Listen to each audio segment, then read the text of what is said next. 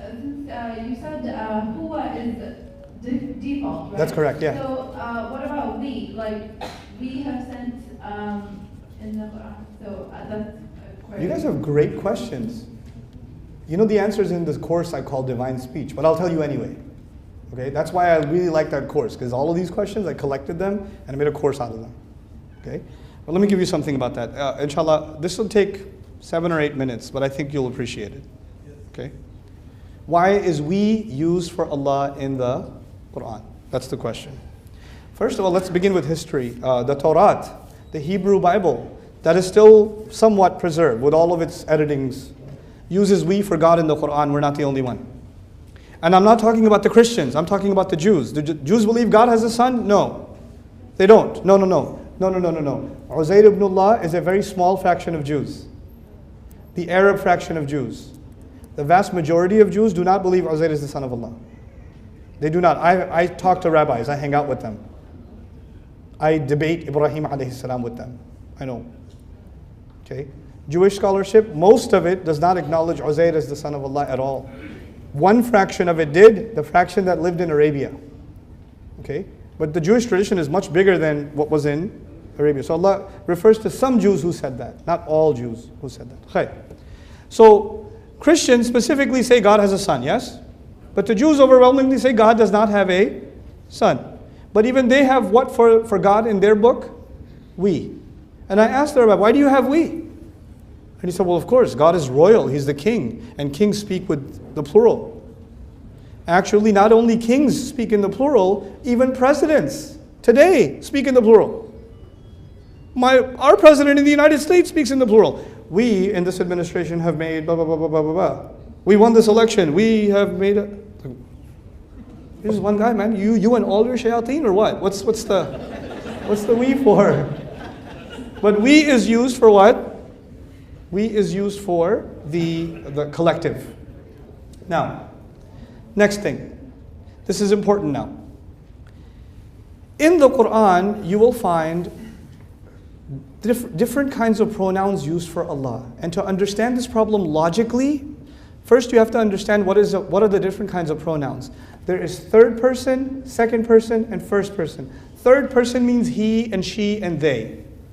I'll make you remember this because I'm not talking to myself. What is third person? He and she and they. Second person is you.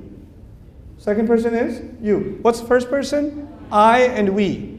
What was third person again? He, she, and they. And the second person is you. And the first person is what?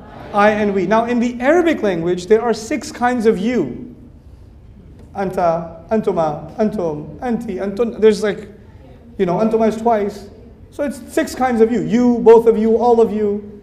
You lady, both of you ladies, all you ladies. There's 6 yous.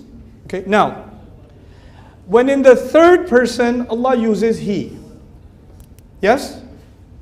In the second person, Allah uses anta, which is the singular you.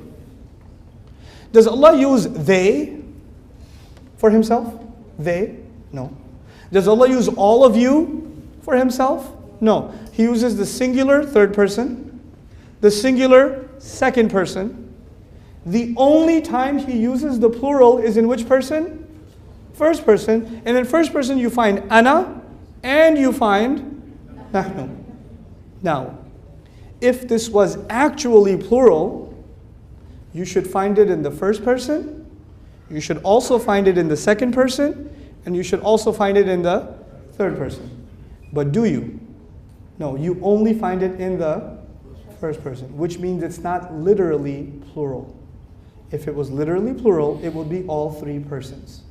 That's our first step to the answer. You with me so far?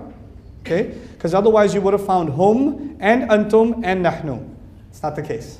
That's just not the case. Now, the second issue. Nahnu is used, let's talk about how Allah uses these persons. When Allah is being formal, policies, or Allah is distancing Himself from a group of people, you will find the word he, huwa, in the Quran. Why? Because the third person is the most distant pronoun. He's over there. He's over there. The he is used when there's a tab'id, Okay, in balagha, there's tab'id. When he distances himself, he uses he. Now we know where he's used. Where does he use anta? He uses anta when the slave of Allah talks to Allah. Anta maulana fansurna ala al-qawmi al-kafirin. Okay?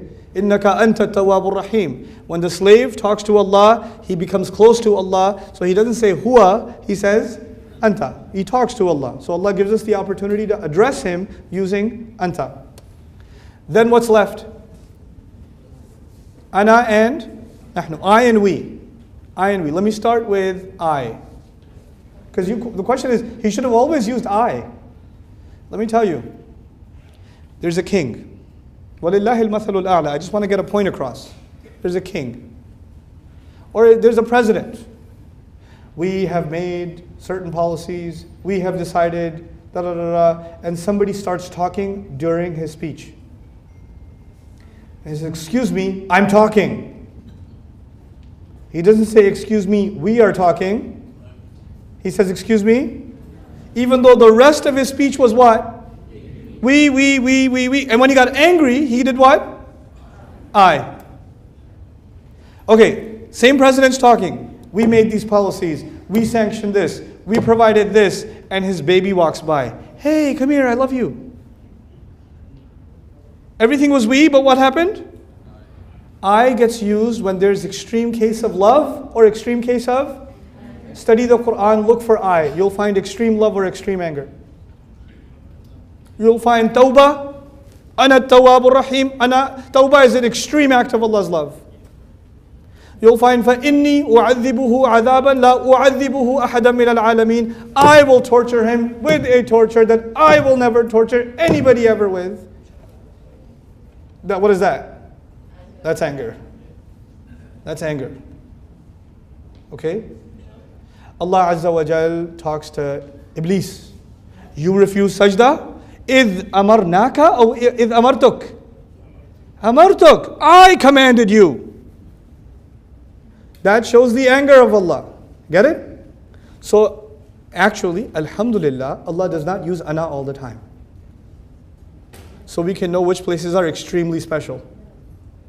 Like in Ramadan, your dua being answered, لم يقل سبحانه وتعالى نجيب دعوة الداعي قال أجيب دعوة الداعي إذا دعان فإني قريب لم يقل إننا قريب إني قريب أجيب دعوة الداعي إذا دعاني فليستجيبوا لنا لا فليستجيبوا لي وليؤمنوا بي لعلهم يشهدون. كل هذا في المتكلم والمفرد.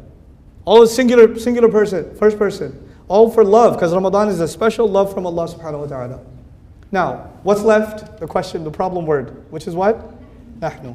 Nahnu is used when Allah speaks in the role of a king, in the role of majesty. And when a king, especially when a king passes big policies or when a king gives you a lot of gifts, then he demonstrates his royalty. So you will find more overwhelmingly, when Allah talks about revelation of Quran, which is a great gift to humanity, you'll find nahnu.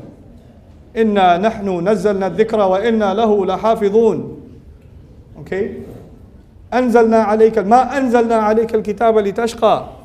Okay? Anzala is used in cases where Allah demonstrates His majesty. But with Bani Israel, He was really angry because they should have accepted the Quran. So He says, وَآمِنُوا بِمَا أَنزَلْتُ مُصَدِّقًا لِمَا مَعَكُمْ. Believe in what I sent down. وَلَا تَكُونُوا أَوَّلَ كَافِرٍ بِهِ. Don't be the first to disbelieve. He wants I when He's extremely angry again. Nahnu for His majesty. Then nahnu for when He sends water. You'll find Allah will be talking about He created the tree, He did this, and we sent water from the sky. He'll switch over to we because water is a special majesty from Allah. Arshuhu kana arshuhu ala al-ma. So you see whenever water comes up, most of the time it switches over to we to demonstrate Allah's majesty. It's awesome. It's just so awesome. Here's the last part of this question. One of the most important concept in the book of Allah is the oneness of Allah. لَيْسَ كَمِثْلِهِ شَيْءٍ لَا إِلَهَ إِلَّا هُوَ الْوَاحِدُ الْأَحَدُ الَّذِي لَمْ يَلِدْ وَلَمْ يُولَدْ. This is the concept of Islam. This is the concept of Islam. So then, how does Allah protect this concept even though the word nahnu is there? At the end of all of our explanation, nahnu is still plural, isn't it? Still plural. So how does He protect Tawheed after using nahnu? Study nahnu, we, for Allah in the entire Quran, you will find something. Right before or right after, He will make sure that you learn that He is just one. Every time. Inna a'tainaka al-kawthar. We gave you Kawthar. Who gave you Kawthar? We. The next ayah. Pray to us? No. فَصَلِّ لِي رَبِّكَ. لم يقل فَصَلِّ لَنَا. Okay? So that you never forget that we is about one. So he switches immediately. Every time. Every time. Inna anzalnahu fi laylatul qadr. We sent it down in Laylatul Qadr, yes? تنزل الملائكة. Finish the ayah. تنزل الملائكة. بإذننا. بإذن رب. Okay, now it's clear. It's just one Rabb. Get it? So this is an amazing phenomenon in the Quran. The transitions of pronouns in the Quran. It's a remarkable study. This is absolutely remarkable study.